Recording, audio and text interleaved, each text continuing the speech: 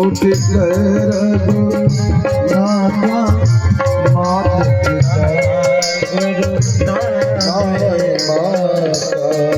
राम सिया राम सिया राम जय जय राम राम सिया राम सिया राम जय जय राम राम सिया राम सिया राम जय जय राम राम सिया राम सिया राम जय जय राम राम सिया राम सिया राम जय जय राम।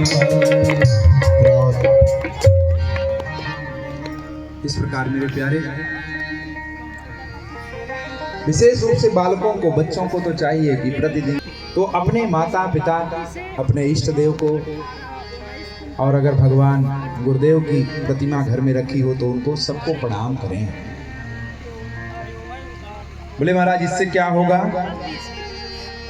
अच्छा एक बात बताइए, जब आपके मन में अपने से बड़ों के प्रति कुछ द्वेष भावना या कुछ ईर्ष्या या कुछ ऐसी बातें या विरोध खटकाव कुछ हो तो मात्र और मात्र यह प्रयोग करके देखिए, सर झुकाइए, जाइए प्रणाम करिए, अपने आप ही सारा आपके अंदर का जो क्लेश है नष्ट हो जाएगा, आपके अंदर की जो उहापोह है वो खत्म हो जाएगी। देख लीजिएगा करके प्रयोग। और अगर जिस घर में बच्चे अपने माता पिता को प्रणाम करते हैं उस घर में क्लेश तो अपने आप ही नहीं होता। महाराज 50 साल पहले हमारे भारतीय संस्कृति में एक मुखिया होता था और उसकी आज्ञा चलती थी, कह दिया कि ये करना है तो कोई न जवाब और ना कोई सवाल। आस्था विधि से पूरा भारत टिका था और आस्था विधि में तर्क नहीं होता, जहाँ तर्क है वहीं नर्क है और जहाँ समर्पण वहीं स्वर्ग है। मेरे प्यारे 50 वर्ष पहले आप जाएंगे तो केवल और केवल एक मुखिया, बड़ा भाई, पिता या गुरु होता था और उसी की आज्ञा में सभी रहते थे।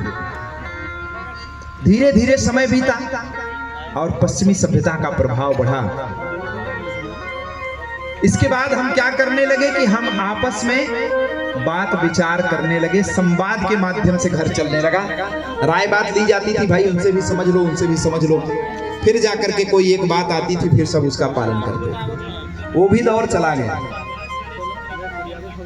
अब एक दौर और आया, उसका डिबेट बेस दौर हम कह रहे हैं। डिबेट, बहस। बेटा प्रणाम कर लो, गुरुजी आए हैं। क्यों प्रणाम करना? क्या मिलेगा प्रणाम करने से? अरे प्रणाम करो, बड़े हैं, बड़े हैं तो क्या होगा? होगा क्या? बिना मतलब के फिजूल बात आप करते हैं। अरे त्योहार है, त्योहार के समय ये त्योहार में भगवान की पूजा करनी चाहिए। अरे पूजा करने से क्या मिलता है? अब बताइए, उनका जवाब दीजिए। तो डिबेट बेस जीवन शैली हो गई, डिबेट होने लगा, बहस होने लगा। और धीरे धीरे समय ऐसा भी अब आ गया है कि डिबेट भी नहीं होती, अब बहस भी नहीं होती, अब सीधा नकार दिया जाता है, प्रणाम करिए, नहीं करूंगा। और यहाँ से फिर क्लेश का उदय होता है। और कोई घर शायद बाकी हो जिस घर में अब क्लेश न होता हो, नहीं, हर घर में क्लेश होना शुरू हो गया। अब देख लीजिए कारण क्या है। हम लोग तो बड़े प्रगतिशील हो रहे हैं, बहुत बुद्धिजीवी हो रहे हैं, विज्ञान बहुत आगे चला गया, विकसित भारत हो रहा है। और इस विकसित भारत में हमारी संस्कृतियां, हमारे संस्कार और हमारे रिश्ते नाते कितने तनाव से ग्रसित हो चुके हैं, इसका अनुमान लगाना कठिन हो गया है। और फिर कहते क्या है कि ये कथा सुनने से क्या होता है, ये संगति करने से क्या होता है, सत्संगत मतलब क्या होता है। अभी आपको शायद रुद्र जी महाराज ने कथा सुनाई हो, सुनाई कि वशिष्ठ जी से और विश्वामित्र जी में एक बार शर्त लग गई।